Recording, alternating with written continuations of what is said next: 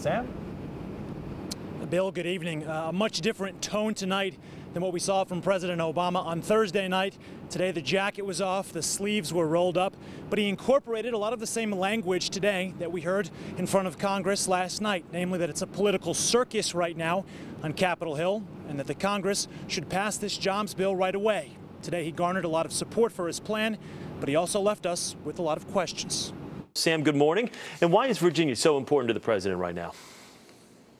Chris, good morning. This is a state that has voted for the Republican candidate for 40 years, that is until 2008. So if there's any question, any shred of doubt as to how important Virginia is, look no further than the last few days. President Obama came to the University of Richmond, spoke about his job speech on Friday, and not to be outdone, Texas Governor Rick Perry, the GOP frontrunner, came out yesterday and he campaigned with his buddy, Virginia Governor Bob McDonnell. Now, for Mr. Obama, this has been his third trip to Central Virginia in just the last year. The second time he's been to Richmond.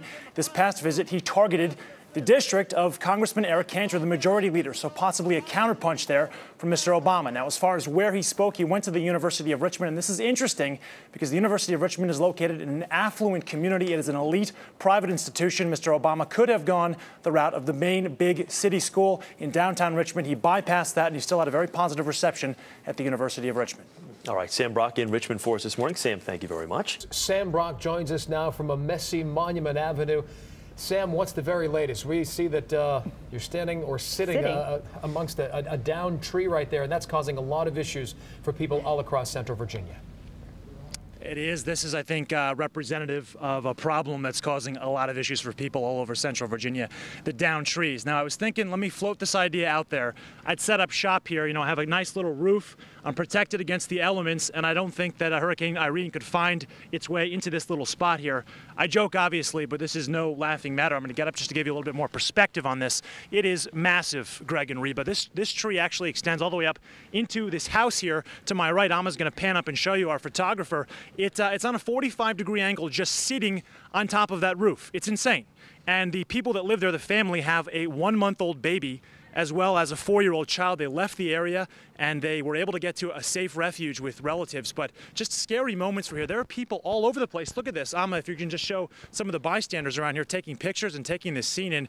This is all over the block. I mean, people have never seen anything like this before. In my 5 or 6 years reporting, I've never seen this. As a matter of fact, in 28 years of living, I've never seen the results of a hurricane that look quite like this. For military families, and any family for that matter, accustomed to seeing their loved ones and children off onto their flights, well, they're not getting beyond this point, the security checkpoint. It's one of many changes implemented for better or for worse since 9/11. Our Sam Brock sat in on today's forum and joins us now live in Richmond with details. Sam? Cheryl, good afternoon. As you know, gas prices sitting at $4 a gallon, the national unemployment rate at 9% right now, and people have real problems and they want real solutions to those problems. Our Sam Brock joins us now live from Petersburg with more on the chase and today's arrest. Sam? Cheryl, good afternoon. This was a multi-jurisdictional police pursuit, as you just described, that began in Hopewell on 295 and ended here in Petersburg off of Crater Road. This was a pursuit that left in its wake a jigsaw puzzle-esque trail of damage and debris that police officers are still trying to reconstruct and put into one coherent story. So what exactly happened? I'm told by Petersburg police they received a call this morning at about 8:40. National attention when President Obama campaigned for Perriello in Charlottesville last week. Our Sam Brock is covering this race from Charlottesville tonight. And Sam, that visit was designed by President Obama to support Perriello, but it was the Republicans in Hurt who say they really appreciated that visit. Can you explain? Sure, Stephanie. Republican candidates, including Robert Hurt, were grinning from ear to ear when they found out that President Obama would be coming to Charlottesville, this of course on last Friday, to stump on behalf of Congressman Perriello. Because what Mr. Hurt has done throughout the course of his campaign, he's really not deviated from the pre-established path of the Republican Party. I mean, look, it's a down year right now for the Democrats. President Obama, while his numbers aren't abysmal, are not very good. And there is health care legislation that was recently passed, as you are aware, that is wildly unpopular in many areas of this district.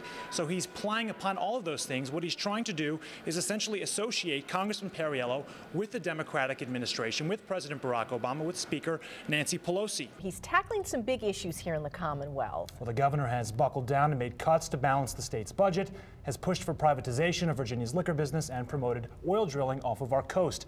The governor is here right now to talk about a whole slate of issues as we gear up for the start of the General Assembly.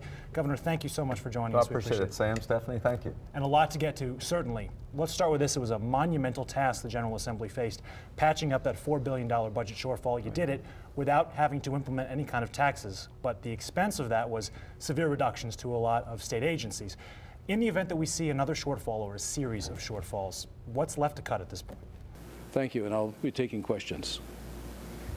All right, that was Earl Warner from the NTSB. No sweeping declaration or conclusion as to what specifically caused that crash, but they did look at a number of elements. They kind of discussed the transparency of what they're looking at, highway design, the structural soundness of the bus, the qualifications of the driver, all of those under investigation now through a number of agencies. We're awaiting word on former Governor George Allen, attorney David McCormick, and the Reverend E.W. Jackson, who also filed.